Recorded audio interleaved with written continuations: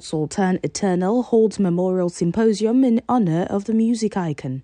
Sometimes he comes in the room and he doesn't even recognize that his talent.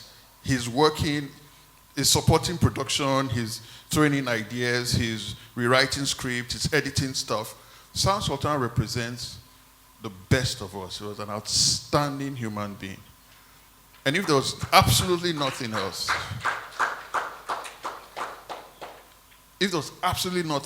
just by that singular fact, we owe him complete respect and commitment to what he lived by, to what he believed in, and to project that he has started, and more importantly, to the immediate family that is left behind. Sultan Eternal, a body formed to immortalize and celebrate the works, ideals, and life of Sultan, on July 12th held a symposium to mark the second anniversary of the death of the ace musician. Sultan's music confronted issues ranging from corruption and poor governance to anti-social vibes. In honor of its legacies, his friends and colleagues under the auspices of the Sultan Eternal convened a one-day symposium at the Hotel and Suites Victoria Island, Lagos, to deliberate on salient national issues in the wake of the 2023 general elections. The symposium, fittingly tagged Fractured Bonds, Path to Reconciliation and Healing Post-2023 Elections, was moderated by ace comedian Yor, while Pastor Sam Adeyemi of Daystar Christian Center was the keynote speaker. The panelists, inclusive of Alibaba Okebakasi, Rugged Man Desmond Elliott, Chioma Kota Ayoanima Shaun, Imam Abdulakim Kosoko, and other industry personalities present included Daria Talade, Efeomorogbe Igbengade Nka, Zaki Eze, amongst others.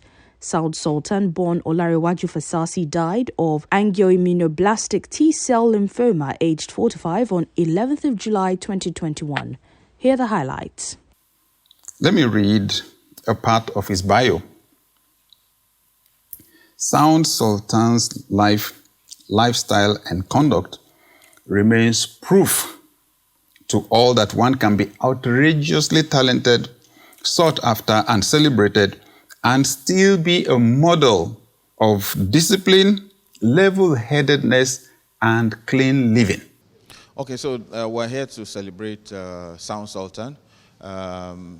Not just celebrate him, but we're using his platform and the time of his, the days of his lives and the kind of life that he had lived to draw people out of that dark room that the divided elections has put us. And so we're here now just trying to make sure that the message goes out to people to heal, and considering the fact that there's still frayed nerves from the not botched election, for the election that held, and the people who are not satisfied with the results that came out. So we're talking about the process, a better process. We're talking about having more credible elections, having an educated electorate who will understand the essence of an election, and consequences for people who who committed electoral crimes. A role model for his craft, carried himself with so much dignity, made a lot of contribution, to better the industry and society generally, exemplary in his lifestyle, but unfortunately he's no more with us. This project is, to continue to celebrate his memory, and also, use it as a way to draw attention to some of society's problem, like especially Nigerian problem. Of course, the fractured bond that we'll have in the country. So that is why we got that here today to talk about it. We know how the last election divided us in this country, what it has cost to people who were hitherto united, our friends, and today look at each other differently as a result of that election. So we must, as Nigerians, find a way to move ourselves forward. Okay, Sultan is known to have been, to be a mediator within the entertainment industry. He's somebody who balances, warring factions and all that.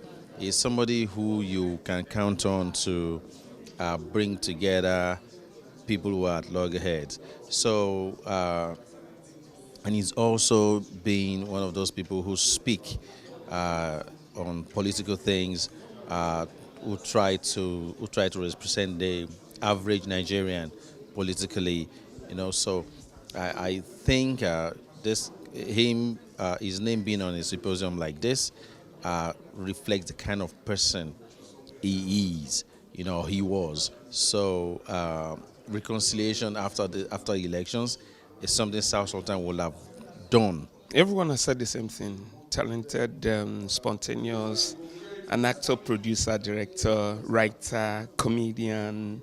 He's an all-rounder. South Sultan is his definition of who you call an entertainer. That's what you classify South Sultan to be. And then he's lived his life, and then all that he's done, we're still talking about him till date. And then that's it. That's definitely I'll keep remembering Sultan for. Sound Sultan is one massively talented young man with a difference. Somebody who, if there was any entertainer that you can say this is one that is clean in every way, Sound Sultan will probably top the list. And when I mean clean in every respect, decent, well-behaved, very productive, kept away from all the vices that plague us in the industry, and he succeeded at making good music and impacting his environment and his community, and also contributing to national growth as well. So he was one of a kind.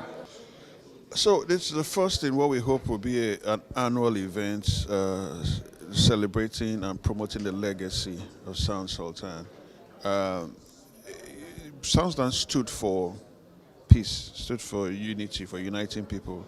Sound Sultan, stood for brotherliness. And of course, he was a social activist, he's a politically aware.